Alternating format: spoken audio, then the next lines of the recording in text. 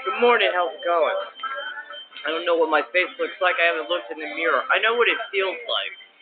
I want to talk to you about monkeypox. Just very briefly. I don't know if you know this or not, but in the autumn of 2019, around September 2019, there was an announcement on the FDA website that they were going to start authorizing large-scale production of something called Genius. I think if I'm correct, it is spelled with a G. My understanding is it's pronounced Genius. And it is alleged to be a vaccine connected to treatment of or prevention against monkeypox and or smallpox. I'll be honest with you, prior to the autumn of 2019, I'd never heard of monkeypox. I certainly hadn't heard of monkeypox in a context wherein it would have been something that would have been something humans would have been exposed to. So it might be a shortcoming on my end. My concern, however, is that this announcement from the FDA came out at the same time as an executive order concerning process whereby there was supposed to be an implementation connection with vaccines and immunizations within the United States. So I had an incident in 2018 that gave me cause of concern when I was in Austin regarding my concern that what they were doing was misrepresenting certain kinds of laboratory tests as being about something they're actually not. And I ended up having to take action commensurate with that. But what I learned is that there are laws regarding requests that one can make to obtain information about any sort of laboratory test that is performed, including in connection with an alleged vaccine or an immunization. By the time this executive order came up in, if I'm not mistaken, September 2019, among the things it said is they were going to examine different methodologies regarding immunization, including something called the cell model versus something called the incubator model. I read through the information that was available at that time to see what the difference was. It had implications that I understood at the time were going to come into play in a very significant manner later.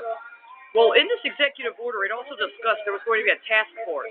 This task force was supposed to report back certain information by the next year. There was a specific time frame that was identified. I have videos on YouTube where I recount how during the time frame that the task force was supposed to report back, there was no information available anywhere that I could find directly connected to reporting back on that task force. As was after COVID-19 had already been ongoing, there was supposed to be action taken on it. But the major concern I had at the time was that it was an executive order and a presidentially required task force on immunizations. There was no confirmation from people within the government, within the relevant agencies, that they had performed would have been specified in that task force.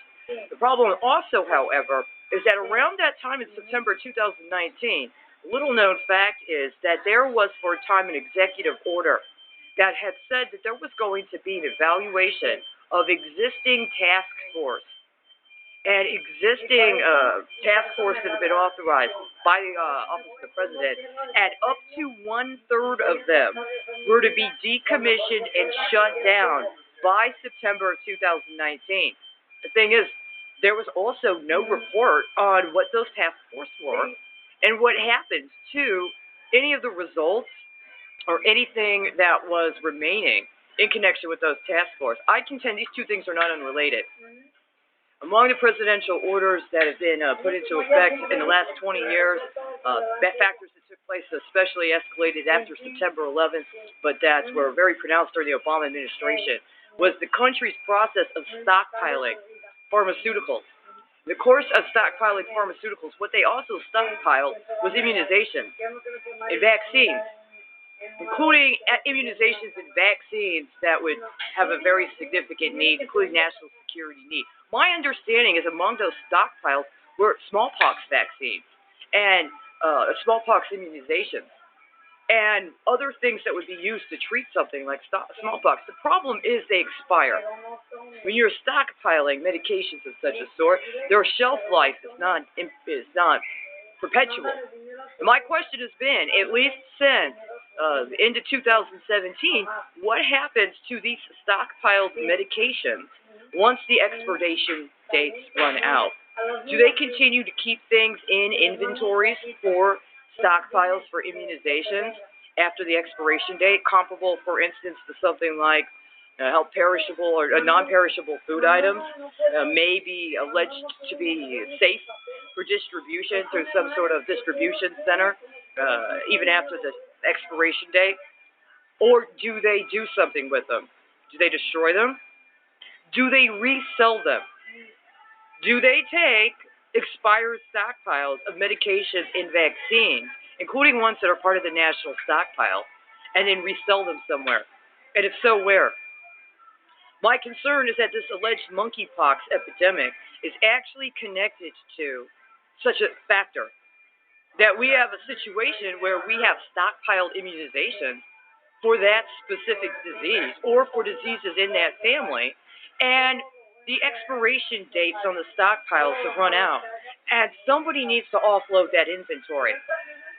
Now, I just want to remind you, again, I always am careful about this, because at the time, the only indication I could find that there would have been somebody that would have been responding in a manner commensurate with the need, specific need, was identified from actions taken by nations outside of the United States.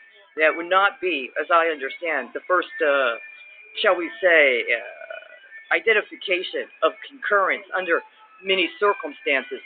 Often not the truth.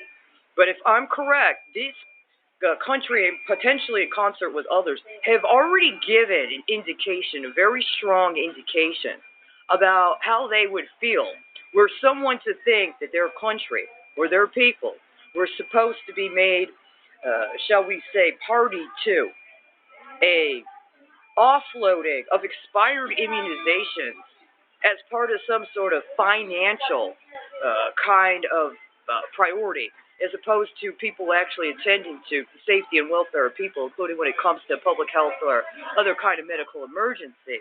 This is a very real question.